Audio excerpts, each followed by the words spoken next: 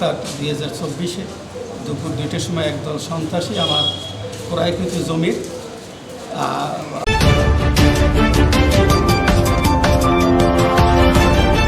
ইসলাম পিতা আবুল কাসিম হাওলাদার, ঠিকানা বটতলা রাজু মেয়ারপুর।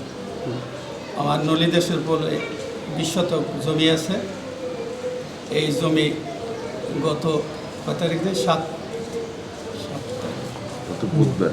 গত 7 তারিখ 7/8/2024-এ দুপুর 2টার সময় একদল সন্ত্রাসী আমার ক্রয়কৃত জমির দোকানের উপরে সাইনবোর্ড ছিল, এই সাইনবোর্ড ভেঙে ফেলে এবং আমার পাশে বাউন্ডারি ওয়াল ছিল, এই বাউন্ডারিটা ভেঙে ফেলে। ঠিক আছে, একদল সন্ত্রাসী। আমি এক ফরিদুদ্দিনের কাছ থেকে জমি ক্রয় করি।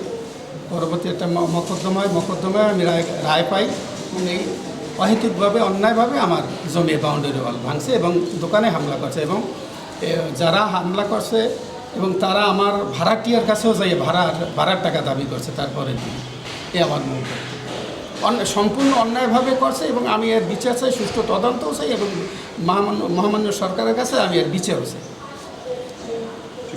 ধন্যবাদ।